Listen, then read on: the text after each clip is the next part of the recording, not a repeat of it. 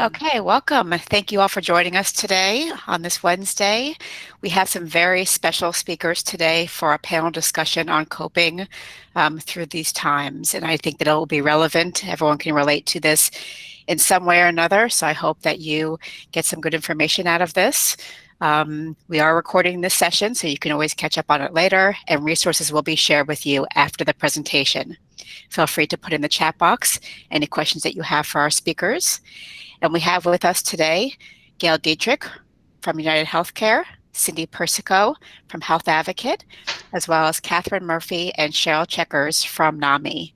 So what we're going to do, I'm going to ask 3 questions, and then our speakers will take turns answering those questions. They'll have 5 minutes to answer, approximately. If we go over a couple minutes, that's quite all right. But we hope that you're able to stay with us for at least 45 minutes.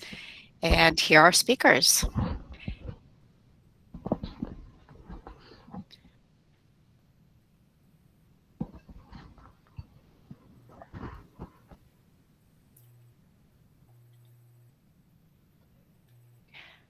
Okay, so we're going to start with Gail.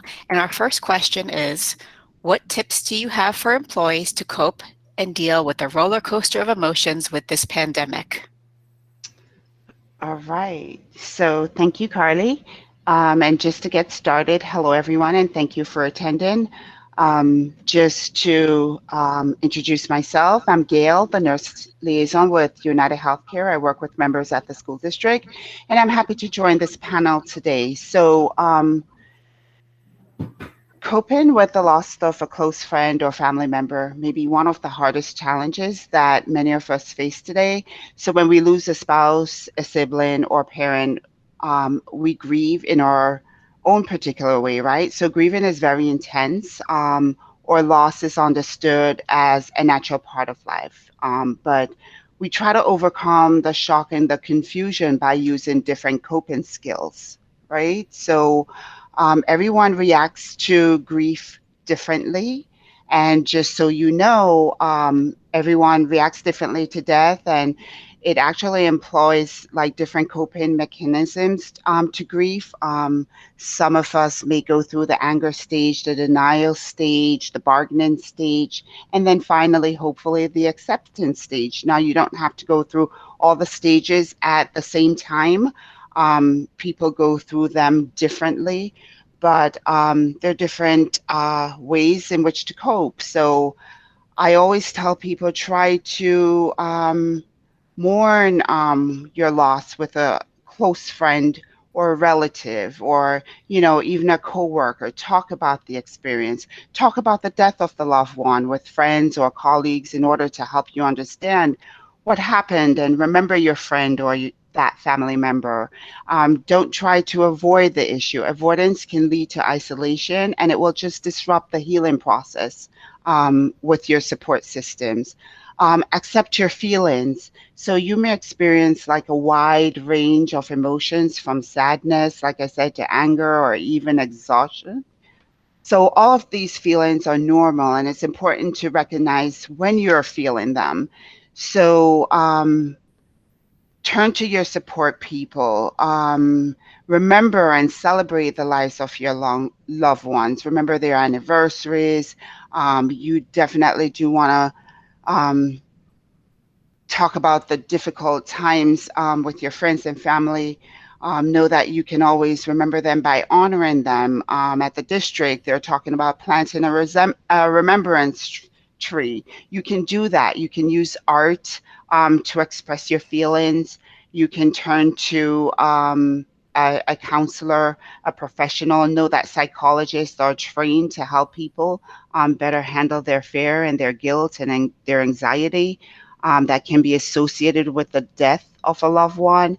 So, if you need help dealing with your grief or managing a loss, consult with a psychologist or a licensed mental health professionals.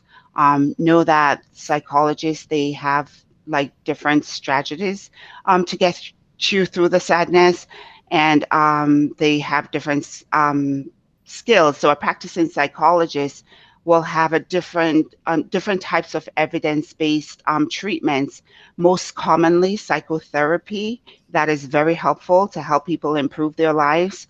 Um, and there are different programs through United Healthcare. I know we have like different resources that can help you. We have different apps that can help you engage and express your feelings throughout the day. So I just wanted to say that human beings are just naturally resilient, considering most of what we endure when we're going through a loss.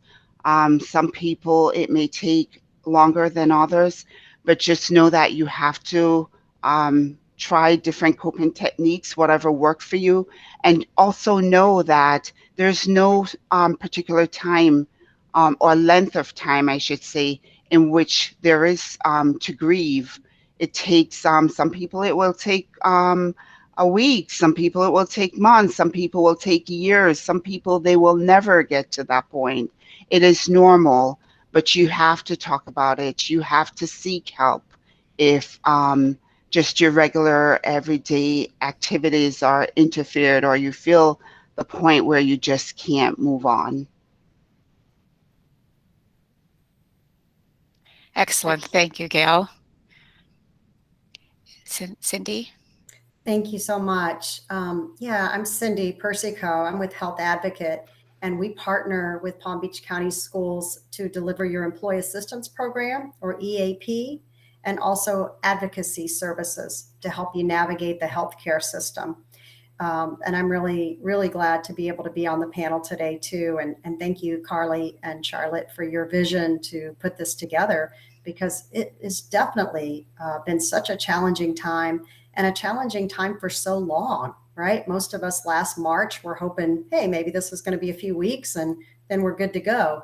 And here we are a year and a half later, still trying to work our way through this.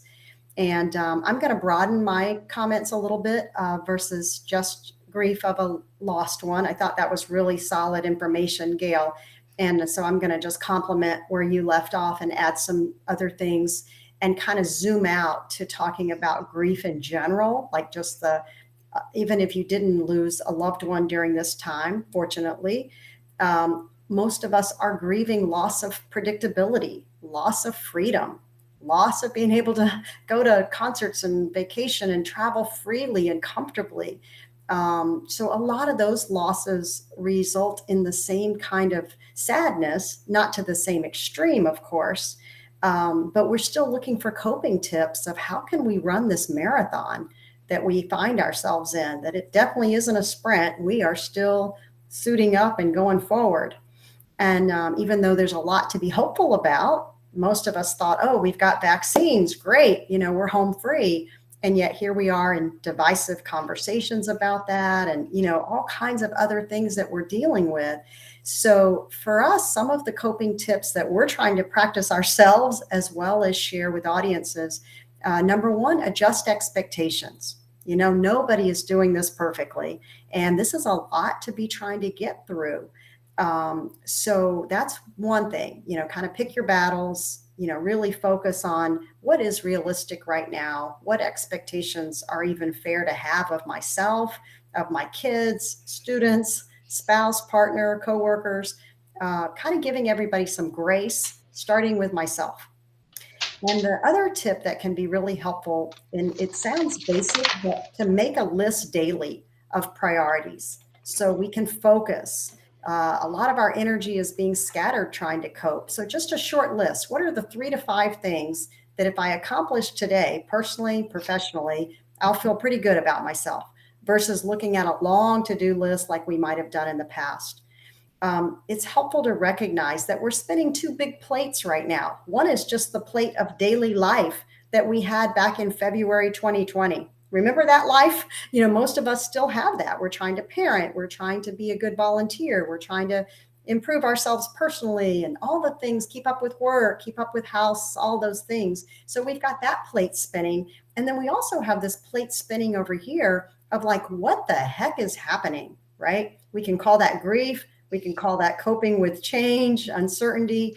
but it takes a certain amount of energy to just regroup and figure out, what is my family going to be doing about masks, vaccines? How do I talk to my kids? What's the latest information? All of that is taking energy. So it's helpful to just remember that as a coping technique. And as Gail said, connecting with family, connecting with friends that lift you up, right? Not everybody's in that category. So spend less time with people who drag you down and complain a lot and read everything that's negative, and try to really connect with people you have a strong connection with who can lift your spirits. Make sure you're having some kind of activity that's refilling your tank, something fun, something joyful. Put it in your calendar to improve the chances of you actually following through with doing it. Maybe it's playing guitar, maybe it's an art project, maybe it's gardening, whatever it is that recharges you, make sure that you're making time for those things. And the other coping tips before I pass the baton would be to pay attention to how we're talking to ourselves. What story are you telling yourself? It's normal to have some negative thoughts go through our heads, of course. These are tough times. But what else can I feed my brain to help myself feel better? Like, this too shall pass. Like, I have my health. I have my family. I have my job. What are those positive things that can help us reframe? And also exercise, talking to your doctor or your wellness professional first to make sure what you're doing matches your fitness level, but make it something you enjoy and not that you dread, like, oh, I got to exercise. Take a walk, dance, ride your bike, do some yoga. What are the things you enjoy? And again, I'll make a plug for the calendar. Putting things in our calendar makes it easier for us to follow through and maybe have a buddy to do it with. Using humor is a great tool, as long as it's not at anybody's expense. A lot of people are streaming old comedies they've seen 10 times, but they still crack them up. Maybe it's a Saturday Night Live video or TikTok or whatever it is that makes you smile. I just gave my mom a book of short stories that are just funny essays that happen to people that are just lifting her spirits. And last but not least, journal, getting things out of our head. Pray, meditate, finding some ways. Gail mentioned the apps, great coping tools. And again, what works for somebody else may not work for you. So pick the things that are the most helpful for you personally to try. And with that, I'll pass. Thank you. Thank you, Cindy. Some great tips, and also very important how we're speaking to ourselves. I agree with that. Cheryl? Thank you so much, Carly. It's an honor to be here today. Thanks for having us and NAMI. I wanted to introduce myself. My name is Cheryl Checkers, and I am a licensed mental health counselor. I'm also a board member of NAMI Palm Beach County. So in addition to all the excellent advice Gail and Cindy already provided us with, which I feel are so important, and I utilize those in my work with clients that have reached out and are having a difficult time with this. I wanted to recognize that as educators, it's important to realize you're not just teachers, that you're second parents, caregivers, friends, confidant aunts, cheerleaders, counselors, and so much more. And in addition, you're juggling your personal lives. So in this unprecedented time of uncertainty, but most of us are on that emotional roller coaster. So how do we cope with that? So the first step is to normalize whatever emotions you may be experiencing. And to also realize that you could be feeling angry one moment and sad the next moment, and maybe reactive with anger a little more than usual, but these are all very normal right now. So it's important to just remind ourselves this is okay.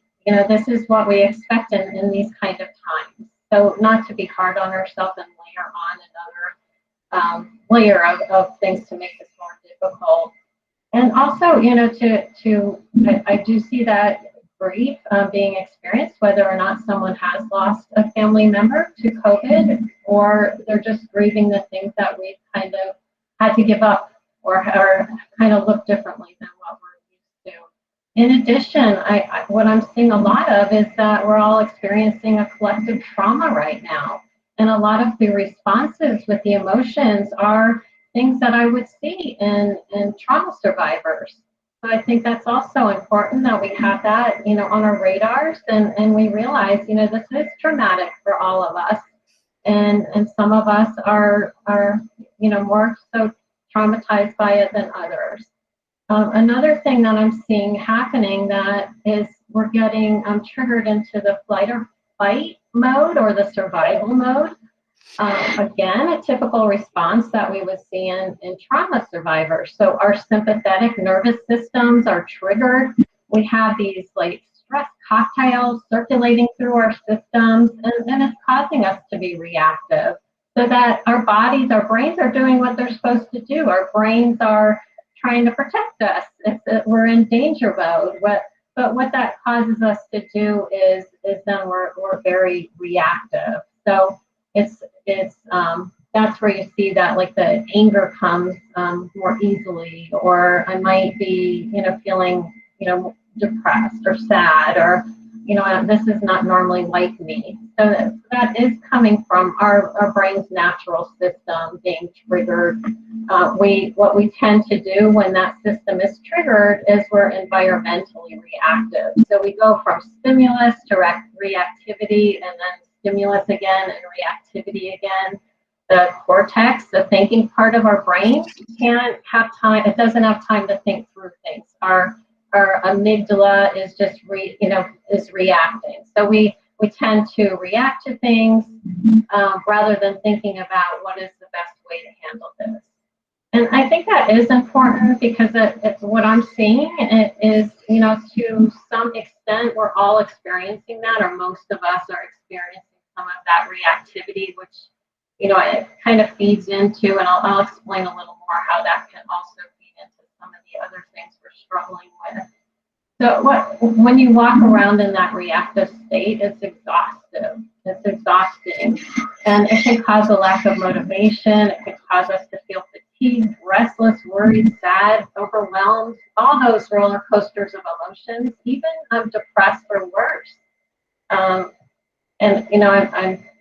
Catherine's going to be talking a little bit later, and she's going to be sharing some of NAMI's resources, and certainly, we have to also be aware if we're being triggered too much, or our thoughts are we're having some depressed thoughts, and we're thinking about maybe we don't want to be here, or things like that. It's important to reach out and get help. So have therapy. And NAMI has several resources, and hopefully you'll be able to take advantage of some of those if you would need to. So also being aware that our surface emotions and our behavior may be masking something deeper, what we're truly feeling. So oftentimes people who are anxious or experiencing depression may appear angry, or if we're feeling those things, we might think we're just angry, when really if we dig a little deeper, we can see that maybe it's, that we're anxious or sad, or, what is it covering for? So, and also in that range of emotions on that roller coaster, some people are feeling calm or feeling numb. Also something that is very common. So thinking again about that trauma and looking at this in the context of trauma, when emotions are triggered, our defense mechanisms set in. So sometimes the emotions may be too much for us to process. So our defense mechanism may cause us to become numb or hypervigilant. Also being just aware of those things, I think, can be really helpful. In addition to identifying our emotions and normalizing our emotions, we can do some simple things that can kind of shift our brain out of that danger mode and back into that, like to quiet that cocktail that could be coursing through our bodies. And some of the things may seem very simple, but they actually work. And one of the things is deep breathing. And what that does is, if you do it enough, like the deep breathing, the mindfulness, the meditation, even if you do that a few times throughout the day, that sends the message to our brains that we're safe. we don't need to be in danger mode. It's starting to take us out of that fight or flight mode. So, if you can incorporate that into your days, even if, and I know everybody's really busy, but it's worth it. We need to, find ways to incorporate those little moments of deep breathing or mindfulness or maybe doing a 5-minute meditation. All those things are going to decrease that panic response or that danger response our brains are in. Other things we can do to cope and is to lower our baseline anxiety level. So the clients that I work with, they're triggered by all of this, as most of us are with our emotions. But what can we take off our plates? So I oftentimes talk to my clients about creating a worry list. Put everything on that list that you're worried about, and then look it over. What can we take off? What can we take down? What are there future worries on that list? Can we put those away for another time and just stay in the day? Somebody mentioned journaling. That journaling is an excellent way to unpack those emotions, especially if you're going to use this, if you're going to try this out and create a worry list. Get all your worries out. Plan a time to worry. Give yourself maybe 10 minutes a day where I'm going to let myself worry about everything on my list, and I'm going to get all those emotions out, but then I'm going to close it up and I'm going to put it away on the shelf until my next scheduled worry time. And that can be really helpful in journaling in combination with that to get some of those emotions out. Journaling is an excellent outlet. I recommend that for everybody. Asking for help. Keeping your support system strong, attending support groups, taking time to talk to a friend, scheduling FaceTime with family members, and then again, seeking out a therapist, certainly if your emotions are too hard to control on your own. I want to normalize that. So many people are reaching out right now, and it's a very good thing, because we all need that support now. And again, Catherine is going to be talking about some other resources, which I hope you will benefit from. Another thing is just making sure you are aware that you could be experiencing compassion fatigue or burnout. As I said in the beginning, all those hats that you're all wearing, and then juggling with your personal life, we really have to put boundaries around our self-care. And also even realizing that self-care is not just for you, it's for those around you. So when you take good care of yourself, you're in a better place to kind of work with the people around you. So I hope that some of those might be helpful. I encourage you to try some of them out and see what might work for you. Yes, that's fantastic. Thank you, Cheryl. 3 great, unique perspectives on coping, and I think all tips that we can definitely use. So thank you all. Our next question, let's turn to somebody else. What if we want to help others? How do we help them cope? Whether it's our family members, our coworkers, some comments in the chat box there, our employees, for some of us who are our supervisors, or if we're in the classroom, our students, our children. How do we help them cope? And how do we also remain respectful of their sensitivities to the topic? Not everybody's grieves or deals in the same way. So how do we be respectful of that, but also doing what we can when we see somebody in need? So Gail, I'll let you get started. I muted you just to minimize feedback. So if you're able to unmute yourself, that would be great.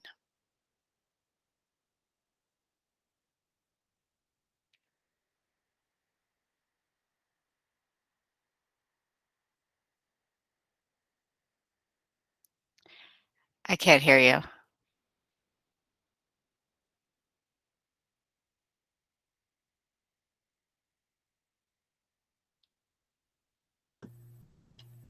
Would you like me to go while Gail is working out her sound? Sure. Thank you, Cindy. Okay, sure. I'd be glad to jump in.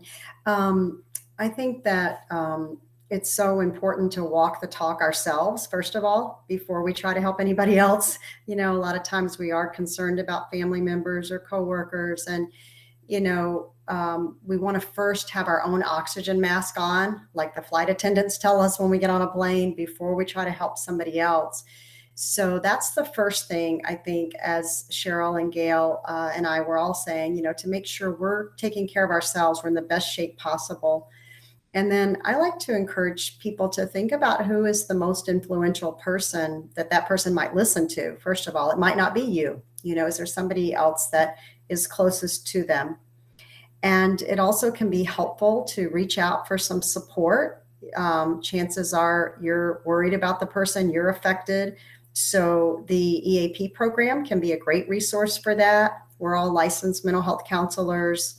Many of us are certified employee assistance professionals. So that's part of the EAP, is to be able to brainstorm. Maybe you're not the one that has the issue, but you're worried about somebody else. So we can talk to you about what your relationship is with that person, what kind of barriers there might be, what kind of reactions the person might have, kind of help you rehearse and prepare for how to help that person. We want to use I statements instead of, you don't seem like yourself, right? That tends to put people on the defense. I'm concerned about you. I care about you. I've noticed. Things like that can go a lot further to help somebody. We want to see what might be getting in their way, and it could be something as simple as they just haven't had the energy to pick up the phone and reach out or go to the website and see what's there.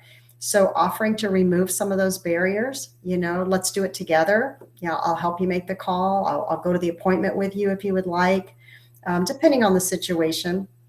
And then I think just checking in with people has really been so powerful during this time. Many of us are feeling isolated and lonely. And so if you're concerned about someone, to check in with them, maybe send a card through snail mail, just stay close to people and see how they're doing. And to also not be afraid if somebody is making statements that concern you, like maybe people would be better off if I wasn't here anymore, or I can see why people might decide to not try anymore. To take those statements seriously, I think my colleagues will probably speak to that a little bit as well. But there's a myth that if we bring up suicide, we might give somebody the idea, or things along those lines. So being able to actually say to someone, are you having thoughts of hurting yourself, is a way to open up conversation and help bridge that person to some help. Not that all the responsibility is going to be on you, but to help see what's going on. And for many people, that is a cry for help. When they post on social media or they start saying things like that, we want to take that seriously. But the reality is, at the end of the day, the person we have control over, look in the mirror, right? It's that man in the mirror, that woman in the mirror. That's who we can help the most. And I think sometimes just by modeling coping and being there for people in those ways, making sure they know the resources, do they have phone numbers in their phone, make it easy for people to reach out for help, and also to reassure them that a lot of people are hurting right now, as Cheryl was saying, and are reaching out for help. And that can help them maybe get past some of the stigma that can be in place when people need help. Thank you. I'll go ahead and mute now. It looks like Gail might be able to be back with us. Yes, I am. Thank you, Cindy. Thanks, Cindy. Thanks, Carly. Sorry about that. Security issues. So here are some things that may help you and your family work through grief. Connect with your family and friends. Reach out to your family or friends or your coworkers, either by phone, email, or even video calls. It helps to talk about it. Part of grief is thinking that no one else is feeling the same thing. So when you talk about it, you see that you're not alone. Exercise with your family, exercise with your friends, exercise at home to music or an online video or yoga will help. Exercising may help your mind and your body stay healthier. Walking and riding a bike is also a safe way to exercise. It's easier on your joints. Just be sure to talk to your doctor first before doing any significant increase in activity. Try to relax. This may be a great time to learn relaxation or visualization techniques, or even to start like a mindfulness practice. There are many sources of these online, and using our apps, you can also connect. To eat a healthier diet, I can't emphasize this enough. The food that we eat has a lot to do with how we feel. So try to keep up with healthier eating and eat regularly. Take care of your body helps your mind stay well too.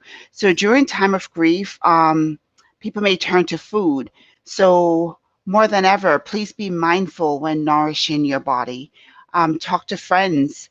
Some ways that we can also help our children. Children see loss and death in different ways as they grow and they develop, right? So tailor your help according to your child's age and emotional development. Children develop at different stages. How you learn to deal with loss will affect how you help your child. So tell other significant adults in your child's life about his or her recent loss. Talk to your child care providers. Talk to the teachers. Talk to the school counselors. They may also be able to help your child work through their grief and their anger and understand why your child is behaving the way they are.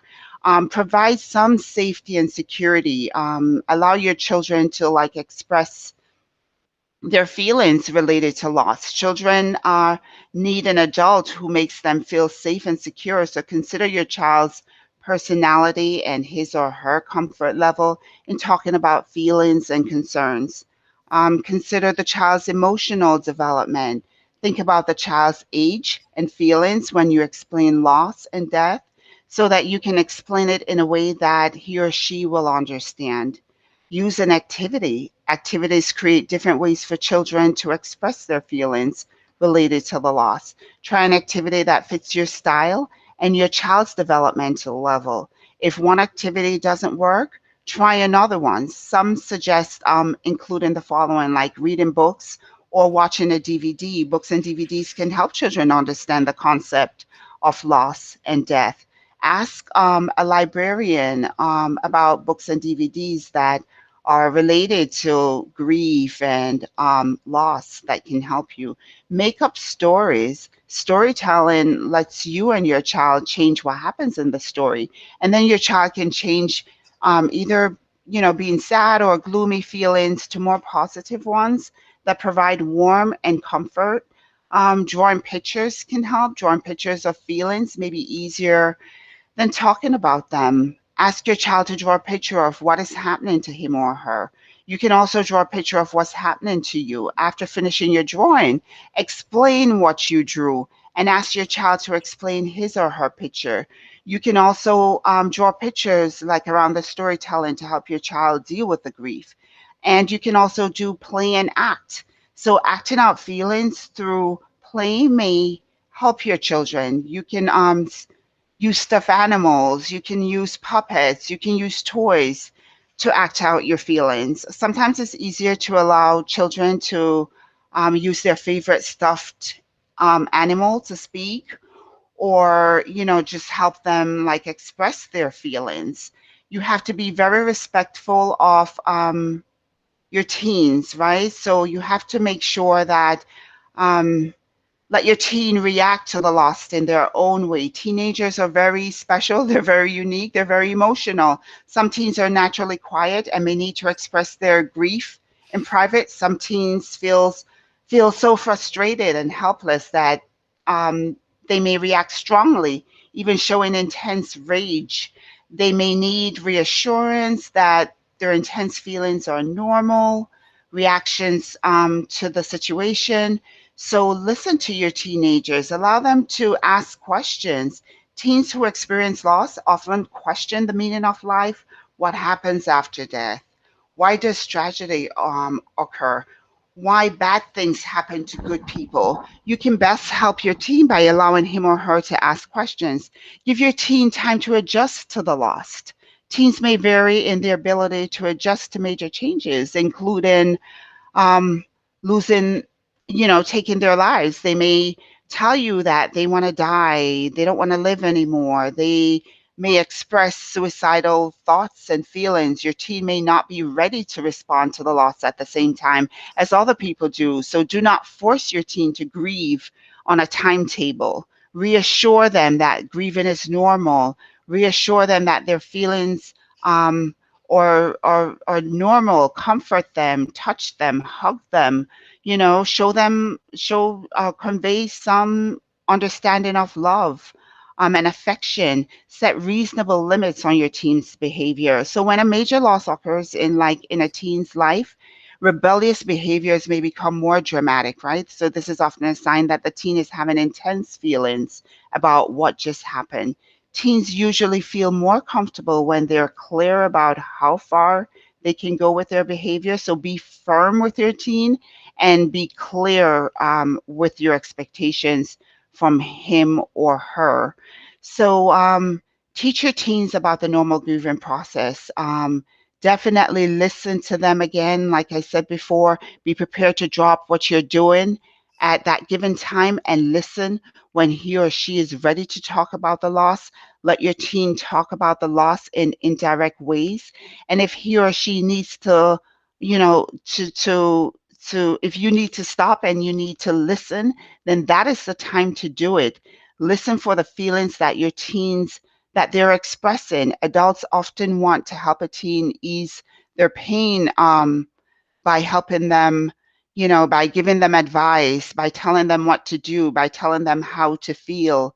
That's not the way to do it. You have to allow your teen to do their own problem solving by listening to them, by responding to their needs, by giving them time to cope.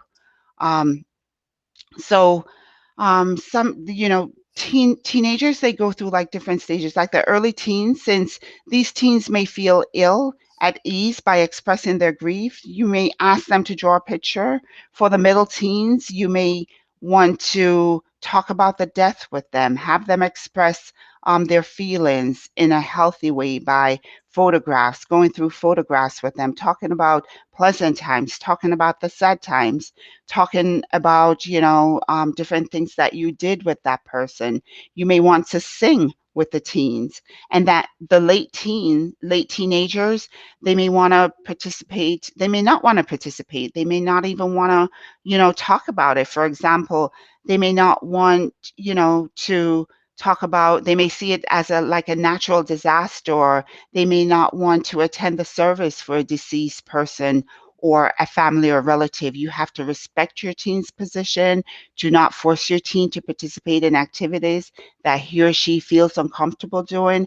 It may interfere with his or her ability to grieve. Your teen will grieve on his or her own time. Help your teen find activities to express his or her grief, such as a private service at home for a loved one. Know that if you don't take away anything else from this, know that you have to balance. You have to balance your life schedule. You have to know how to connect with the community, and most of all, you have to be aware. You have to be aware of your feelings, your thoughts regarding the change or loss of how, and know how these thoughts affect you, and also know that everyone grieves at different stage, and you have to be respectful and just be mindful that everyone's experience is different. Absolutely. And you brought up a good point about, children, our students or our own children, Yes. they don't know how to express that, right? And so it's different than if it was a coworker. So yes, that can be challenging. Definitely getting Mm-hmm. help for that. So thank you, Gail. I appreciate that. Cheryl? Okay, so in addition to recognizing our own feelings at this time, it's very important for us to also recognize those around us are experiencing similar feelings, similar roller coaster feelings. It's also helpful to understand that our range of tolerance may have been affected. This is, it goes back to that reactive mode again. Our reactions may be affecting those around us as well. And I like to use this example, like thinking about a time maybe your child may have had the flu and you were up all night with them, and then you had to report early to work the next morning. How might you have reacted when stressors occurred? Well, you might probably have been more reactive than usual. Maybe your stress buttons were pushed easier. That kind of thing, that awareness of that we may all be experiencing this, that we ourselves are experiencing it, and then also those around us, our students, our families. I think it's just so important to know. And as hard as it may be, it's really important to extend the same kindness and understanding you should extend to yourself to those around you. And to, remember, I know this is a simple phrase, but I do know that we're all doing the best we can right now. And that's important to, keep that perspective. It can be really helpful to have an understanding of the fears that members of your family might be having. I know Gail talked about some ways you can talk to your children and your teens with grieving. I think this, it is so important. And I think it's a great tool to use always, but more particularly right now. This can help you better understand how to respond to their emotions and their behaviors. We can model emotion regulation and calm to help those around us. So when I was talking about the deep breathing and the meditation or the mindfulness, anything we can kind of incorporate in our days, we can use that with those around us, so especially in the classroom. So and we don't have to call anyone out on this, but if we do recognize that there's somebody maybe in the classroom that's particularly struggling, you might say, why don't we all take a moment to just do a couple couple deep breaths and refocus. So, that helps you. It helps, your students hopefully as well. And it kind of normalizes it for them. They're more likely to utilize it, or, maybe it becomes a regular routine. But again, anything that can take that brain from that, remembering that we're maybe in panic mode and danger mode, and maybe that's our reaction is stemming from that. This will take us, that this gives our brain the information that we're okay. So anytime you can incorporate that, I think it's a wonderful thing. You can do this with family members. As a therapist, when I'm working with a client, if I see they're in overload mode, I oftentimes do the same thing. Let's just take a minute. Let's breathe together. It can be as simple as let's clasp our hands and put our hands behind our heads and just relax for a few minutes, or maybe combine that with deep breathing. So the little things like this can make a big difference to our brains. Again, it's giving our brains that message there is no danger. Also, recognizing the emotions of others can influence your own emotions, just as your emotions can be influencing those around you. So kind of keeping check and, on your own emotions. And then again, also understanding you might be reacting to somebody else can kind of keep us from, maybe, it kind of keep it boxed a bit so that we're not making things worse. Walking around in that sympathetic nervous system dominance that I keep talking about, it does create that low range of tolerance and can have a great impact on our family dynamics and relationships as well. And this can make everyone more sensitive and quick to anger. Trying to manage the minor differences so they don't escalate into major blow-ups is really helpful. Letting others know, letting others have their opinion. We're not going to all agree right now. I know there's so many hot topics out there. Not only are we all on this roller coaster of emotions and reacting differently with our emotions, but we're also reacting to the media, and we have our own beliefs about certain things like that are coming up over, time and again with the vaccines and masks and politics, and we don't have control over how other people think, but we do have power over our own reactions. So while we can't change another person, we can change our reaction to what they're saying or doing. If someone says or does something that makes us angry, we can push the pause button. We can, instead of arguing our opinion or reacting, we can remind ourselves that our emotions their emotions might be driving their reaction. They might be worried or sad or depressed or scared, and kind of masking that. Also, we can set healthy boundaries around what we're willing to talk about, and also how often we are going to be around people that might have strong emotions that we feel might trigger us. And the boundary, again, another tool it's really good and outside of what's happening with the pandemic, it's just a wonderful tool to have. But again, more specifically for this time, it's really helpful to have those boundaries. I'm seeing, I see couples in my practice, and I'm seeing couples seeking help for what they see as like some issue that's a flaw in the relationship that's actually traced back to a trigger, an anger trigger that started kind of around that politics and vaccines and other things going on in our world right now. So it is pervasive. It's unprecedented. And these things can really rip us apart if we're not careful. So again, we don't have to agree, but setting those boundaries around our differences and how and when and what we're willing to talk about can be really helpful. Being able to, again, limit the time we spend around certain areas or certain people, particularly social media and the news, making sure you're not on overload with that kind of thing. Keeping those strong boundaries around your self-care and taking care of you is so important. And even though that may not seem like that is, kind of the answer to this question, how do we help those around us? But it really is. It starts with us. We can change our reactions. We can model the behaviors that we want to see in those around us, and we can work together to agree on, what in our families, like what we're willing to talk about, or setting apart time to schedule where we can share emotions and how hard this is for us, and we're in this together. So finding a way to work through this, not only by being strong individually, but finding a way to be strong together is so important right now. Absolutely. Excellent. It's so good to hear all these things. And also it's kind of like, okay, I have to take a deep breath and remember everything and actually use it, right? Use these tips because they're so important and we need them. And I see that even Cindy and Catherine have posted some resources there. We'll move on to our last question. We have 10 minutes left.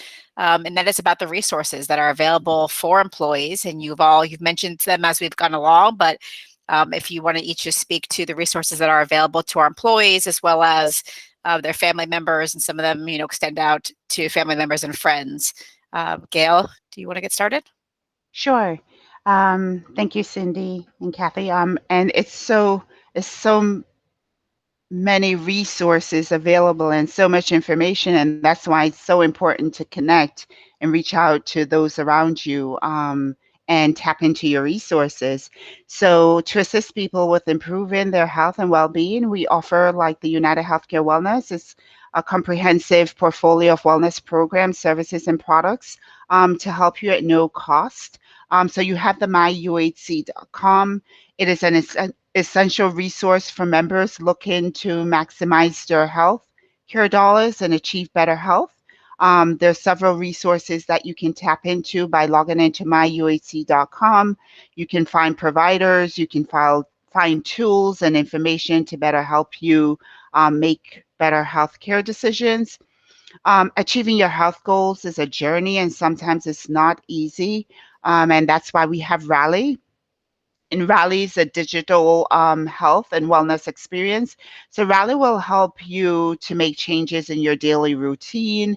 It can help you set smart goals and, stay on target after completing like your health survey. You can take that survey over and over again. You can also tap into your Rally age to see how you're feeling. You can also log into or download the pregnancy app, and that will help you to connect with a nurse 24/7 for nurse support for the pregnant ladies or the ladies who have experienced loss from pregnancy. You can also reach out to those nurses. They're there to help you 24/7.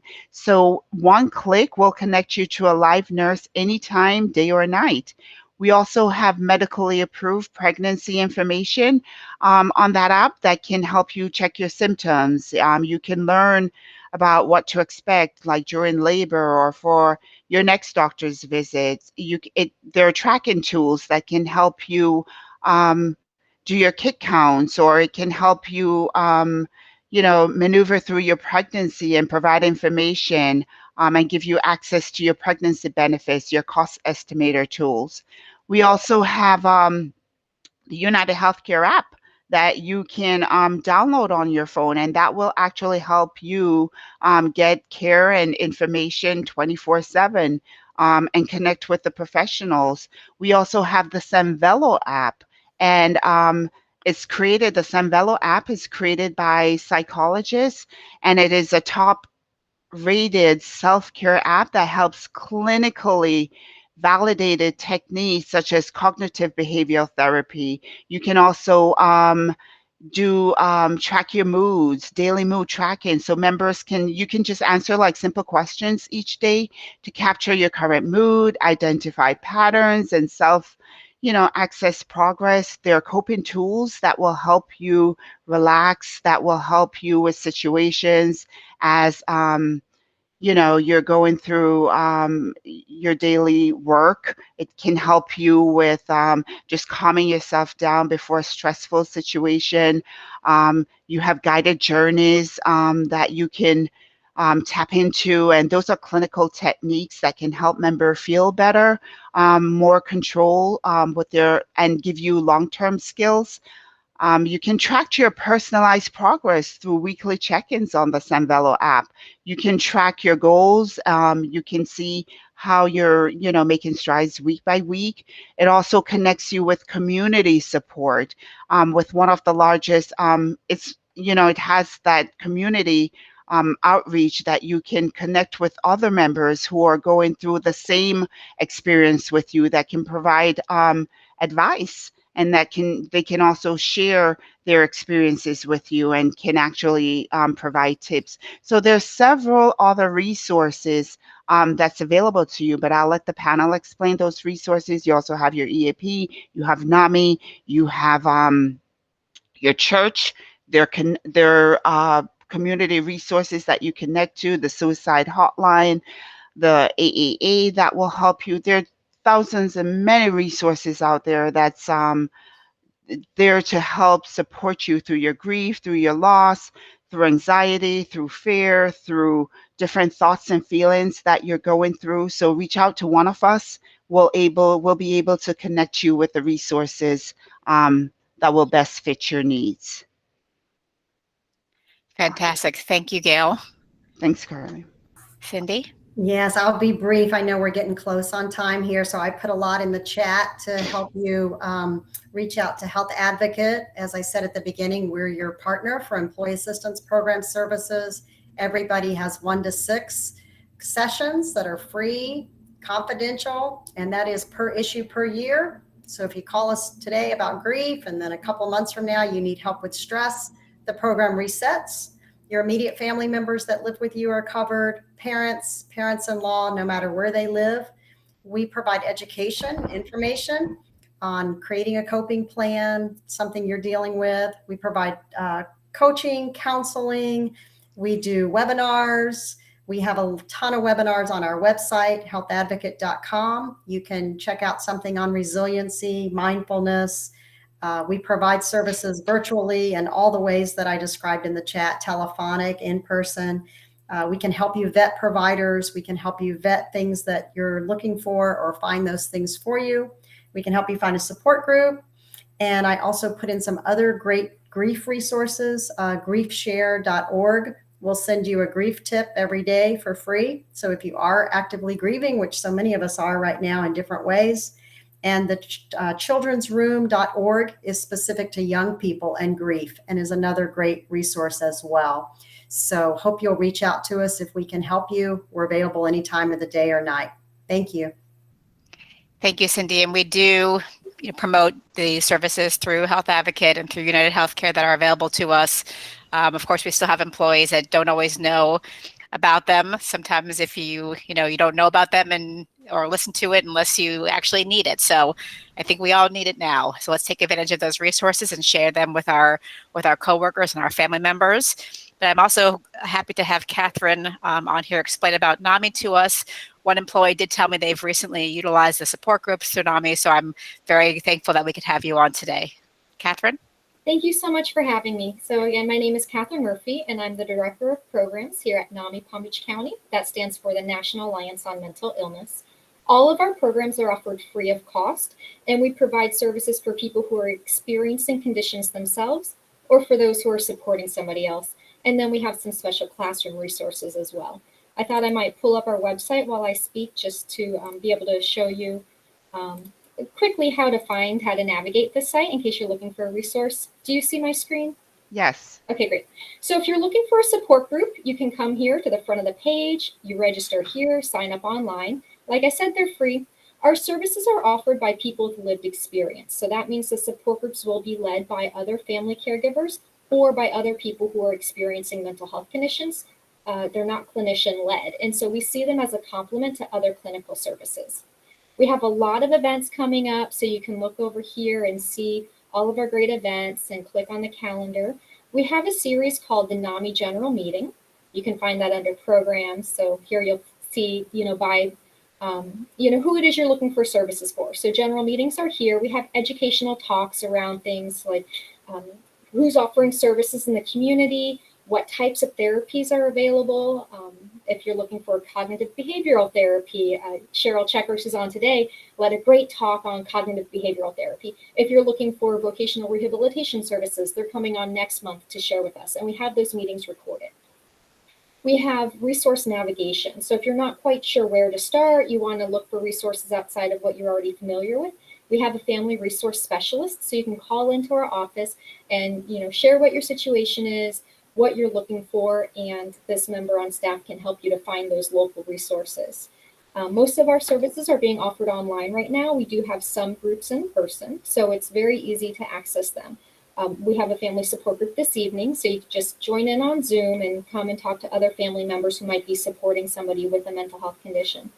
So we talked about some self-care, yoga, art, journaling. We offer all of that for free. And so if we were to come and look at our general meetings page, these are our talks that are coming up, but we have wellness workshops.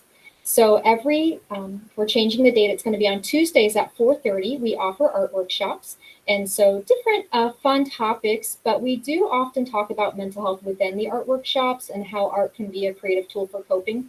The last session of each month, we do something called habit trackers. And habit trackers allow us to look at our goals or at our moods, or if we've been taking our medication or how we're taking care of ourselves. It might be a creative way to track how much water you're drinking or how much you're sleeping. We also offer free yoga classes every Friday. So hopefully this wouldn't interfere with your school schedule, but you can join us for free yoga. Somebody mentioned journaling. So we do offer free journaling as part of that, and meditation. So if you're looking for some self-care for yourself, we have classes, we have support groups, we have a lot of presentations. And then we also offer resources for teachers. So we have a presentation called Ending the Silence, and we offer that virtually, and family members or school staff, they join in and they learn about the warning signs for students. So if you have a student in your class who you think they might have a mental health condition or they're showing signs, you can share the link with the parents and they can join in and learn more about supporting their child with a mental health condition. We also have the college guide. These resources have been shared with your meeting organizer, so she can share that out with you. If you want to just learn more about mental health in general, NAMI.org has great information about the various diagnoses and treatments. So you can learn about them generally, and then you can contact us locally to find out where you might find a local group or a local resource. And I think we're out of time, so I can go ahead and stop there. Fantastic, Catherine. Those workshops that you mentioned, are those recorded or do they kind of cycle through? How does that work? The yoga and art are not recorded because those are really, people participate during them, and we want to protect their privacy and help them to feel comfortable. The educational talks are recorded, and so we have, the talks on, just various opportunities in the community or different mental health learning topics. Those are recorded and are available. Okay, perfect. And we all learn in different ways and we seek help in different ways. And like when we talk about our weight loss options, the more the better. So utilizing all of the resources, however it's going to help you, and referring people to them, it's tremendous. So we're very lucky and blessed in the school district to be able to have all these resources available to us and in our community. So we thank you so much. Are there any questions for any of our speakers? I appreciate everyone hanging on. Such great information today.